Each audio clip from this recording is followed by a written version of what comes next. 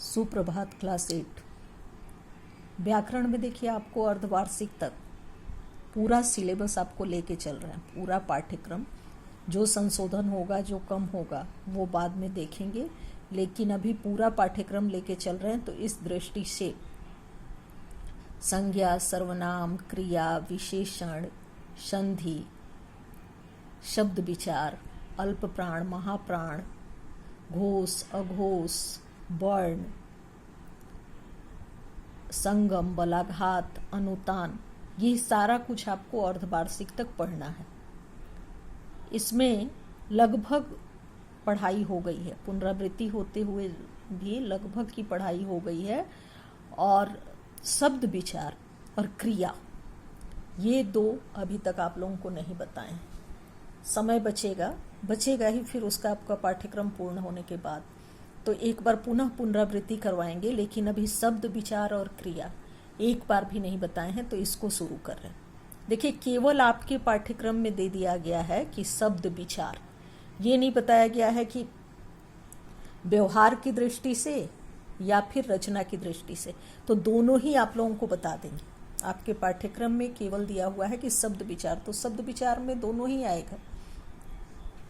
यूं अगर देखिए तो ध्वनि की दृष्टि से भी है, लेकिन ध्वनि की दृष्टि से वो सार्थक और निरर्थक वो नहीं पढ़ना हम लोगों को, बल्कि ये रचना की दृष्टि से और व्यवहार की दृष्टि से, यानी बनावट की दृष्टि से और उत्पत्ति की दृष्टि से, ये हम लोग पढ़ेंगे। तो शब्द विचार में आज पहले पढ़ेंगे बनावट या रचना की दृष्टि से। शब्द 3 प्रकार के होते हैं। रचना की दृष्टि से शब्द 3 प्रकार के होते हैं। पहला रूढ़ शब्द। रूढ़ शब्द को रूढ़ी भी कहीं कहीं लिखा जाता है, लेकिन ये रूढ़ शब्द है। जिन शब्दों का खंड सार्थक नहीं होता। रूढ़ शब्द वैसे शब्दों को कहते हैं जिन शब्द का जो खंड है, यदि उसको तोड़ा जाए तो वो सार्थक नहीं होता, उसे रूढ़ शब्द कहते हैं। अब देखिए, यहाँ पे घर, घोड़ा, राम, नाक जो शब्द लिखे हैं, इसको यदि हम तोड़ें तो इसका कोई भी सार्थक अर्थ नहीं निकलेगा। घर को तोड़ेंगे तो घ अलग हो जाएगा, र अलग हो जाएगा, कहीं से कोई अर्थ नहीं आता। घोड़ा को तोड़ेंगे तो कहीं से कोई अर्थ नहीं आता। राम को तोड़ेंगे तो कहीं से कोई अर्थ नहीं आता।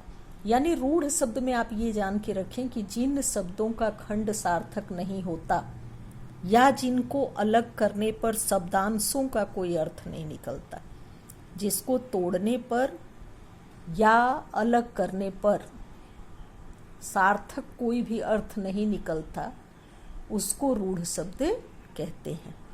रूढ़ शब्द क्या है कि जिन शब्दों को तोड़ने के बाद कोई भी सार्थक अर्थ नहीं निकलता या अलग करने के बाद जिन शब्दांशों का कोई भी सार्थक अर्थ नहीं निकलता, उसे रूढ़ शब्द कहते हैं।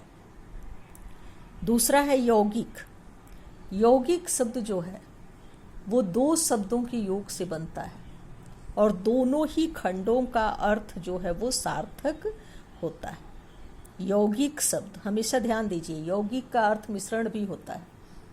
तो 2 शब्दों को मिलाने के बाद यौगिक शब्द बनता है। यौगिक शब्द हमेशा 2 शब्दों को मिलाने के बाद बनेगा। कभी भी यौगिक एक शब्द से नहीं होता, 2 शब्द मिलाकर के यौगिक शब्द बनता है। और ये ध्यान देने की चीज़ है कि उसका जब खंड करेंगे तो दोनों का ही सार्थक अर्थ निकलेगा। अब उदाहरण के लिए आप विद्यालय ले लीजिए, तो यहाँ 2 शब्द है। एक तो है विद्या, विद्या शब्द है एक, और दूसरा है आलय। तो दोनों का ही सार्थक अर्थ निकल रहा है, यानी विद्या का भी अर्थ है और आलय का भी अर्थ है। इसलिए ये शब्द जो है वो यौगिक शब्द होगा।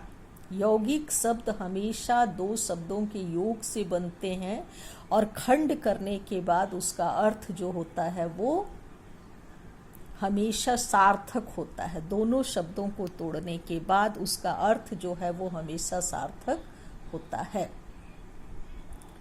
तीसरा है योगरूढ़ शब्द। योगरूढ़ शब्द जो है यौगिक तो होता है, यानी 2 शब्दों को मिलके तो बनता है, इस दृष्टि से यदि देखें तो योग रूढ़, देखिए यहाँ योग रूढ़ है, यौगिक लिखे हैं तो यहाँ योग नहीं लिखिएगा, यहाँ योग रूढ़ है।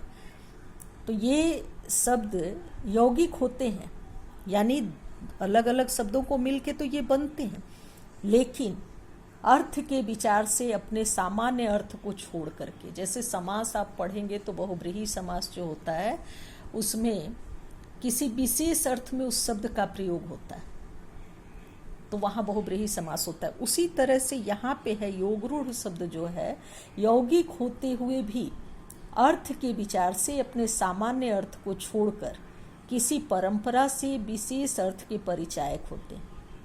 ऐसे शब्दों को योग रूढ़ शब्द कहते हैं।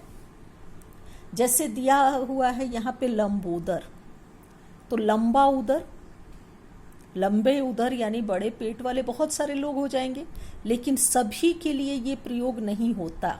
ये लंबोदर शब्द जो है ये सभी के लिए प्रयोग नहीं होता। ये जब भी प्रयोग होगा तो ये भगवान गणेश के लिए होगा, यानी इसका एक विशेष अर्थ है। ये दो शब्दों से मिलके बना है, लंबा उदर।